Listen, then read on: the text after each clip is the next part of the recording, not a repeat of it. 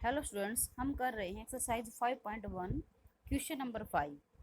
देखिए, हमें इस क्वेश्चन नंबर 5 में दिया गया है कि वेरीफाई करना है डी क्या है, एक मिड पॉइंट है ऑफ ए जी का। हमारे पास ये जो एक लाइन सेगमेंट दे रखा है ए से लेकर जी तक। ए इसके बीच में पॉइंट देखो, B C D E F G, A से लेकर जी तक। इसमें ये कह रहे हैं कि इसमें जो डी है ना, वो इसका मिड पॉइंट है। तो उसके लिए देखो हम क्या करते हैं, इसके बीच में कितनी यूनिट है, यानी ये कितने सेंटीमीटर है। ए से लेकर जी तक 7 सेंटीमीटर है, यानी कि ए और डी के बीच में कितनी यूनिट्स है, 1 2 एंड 3। तो ये 3 सेंटीमीटर हो गया, यानी ए डी क्या लिखेंगे हम, 3 यूनिट। और डी जी इधर वाला भी कितना है, 3। ये भी क्या होगा, 3। इसका मतलब क्या हो सकता है कि जो ए डी है ना, वो किसके बराबर है, वो है डी जी के। ये दोनों बराबर हैं, तो इसका मतलब इसका मिड पॉइंट क्या हुआ, डी मिड पॉइंट है, इसलिए दोनों ये पॉइंट्स इक्वल हैं, ये साइड्स इक्वल है। नेक्स्ट 6 में भी सेम ऐसे दे रखा है कि अगर बी मिड पॉइंट है ए सी का and C is the mid point power of B D, तब हमें बताना है A B C D lie on a straight line से A B is equal to C D. क्या A B C D के बराबर है?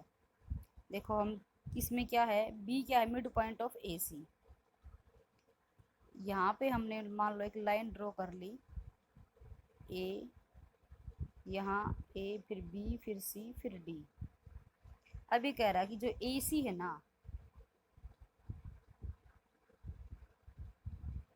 इसका मिड पॉइंट कितना है, बी। और फिर क्या कह रहा है, सी मिड पॉइंट किसका है, बी और डी का। यानी एक लाइन है, उसके ऊपर A B C D 4 point दे रखे हैं। अब हम अकॉर्डिंग टू क्वेश्चन चलते हैं। ए सी का मिड पॉइंट बी है, इसका मतलब क्या है, ये ए बी और बी सी दोनों बराबर हैं, इसलिए मिड पॉइंट हुआ ना ये। हाफ इधर है, हाफ इधर है, इसलिए क्या हो गया, A B is equal to B C. Next same इसी तरह सी अगर मिड पॉइंट है बी डी का, तो बी सी अलग हो गया और सी डी, ये दोनों भी क्या हो गई, इक्वल हो गई। यानी जो स्ट्रेट लाइन थी हमारे पास, ये ए, ये बी, ये सी और डी। अब क्या करें कि बी और जो डी है, इसका मिड पॉइंट सी हमें दिख रहा है, मिड पॉइंट ये है, तो क्या बी सी बराबर किसकी हो गया, सी डी, ये दोनों इक्वल है।